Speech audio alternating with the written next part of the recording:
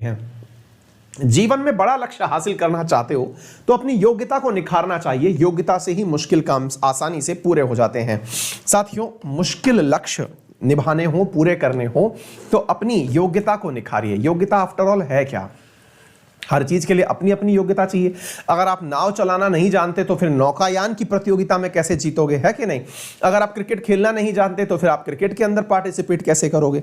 और अगर आपको एग्जाम पास करना है और एग्जाम पास करने के लिए जो आवश्यक योग्यता है वो आप में नहीं है तो निश्चित ही आप लोगों को उस पर काम करना होगा। तो आप पूछेंगे सर एग्जाम पास करने के लिए योग्यता क्या चाहिए? ये तो सबको पता है कि योग्यता के नाम पर पढ़ाई सबको पढ़नी है, उसके बावजूद भी सिलेक्शन नहीं होता। आधे से ज्यादा विद्यार्थी तो अपने जीवन काल में परेशान इस बात से होता है कि जो पढ़ना चाहिए था वो मैंने पढ़ लिया, उसके बावजूद भी सिलेक्शन क्यों हैम्पर हुआ ये नहीं पता, है ना?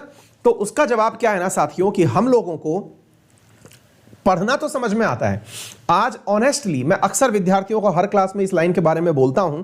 आज ऑनेस्टली फिर से आप लोग सर्वे करिएगा, कितने लोगों ने अब तक जिस एग्जाम को वो दे रहे हैं उसका सिलेबस देखा है? अगर आपने सिलेबस एग्जाम का नहीं देखा है तो आपकी तैयारी अपने आप दिशाहीन हो चुकी है। नंबर एक बात, हर विद्यार्थी को अपने जीवन काल में पढ़ते समय अगर दो चीजों का एहसास नहीं है तो निश्चित ही वो अपने साथ पढ़ाई से जस्टिस नहीं कर रहा है। कौन सी दो चीजें? फर्स्ट, उसने एग्जाम का सिलेबस नहीं देखा, और दूसरा, उसने सिलेबस के साथ साथ प्रीवियस ईयर पेपर नहीं देखा। यदि आपकी तैयारी में ये दो चीजें हैं तो आप ऑटोमेटिकली, जिस प्रकार हम किसी रास्ते पर चले जा रहे होते हैं, जरा विचार करें, ऐसे सोचें, फिर हम इस पर टिप्पणी करेंगे।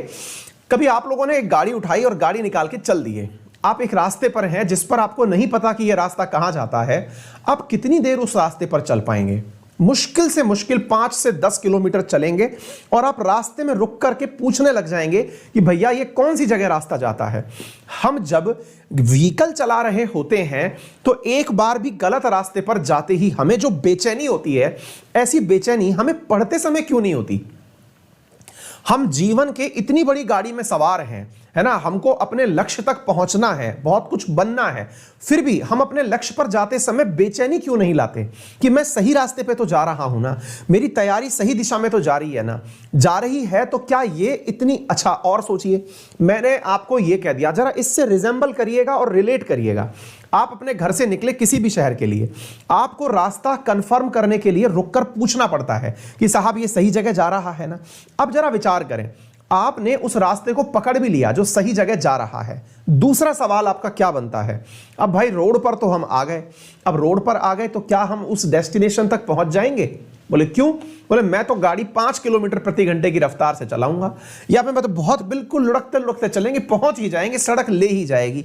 ऐसा भी नहीं होगा, आप निश्चित ही अपने लक्ष्य पर पहुंचने में बहुत देर हो जाएंगे।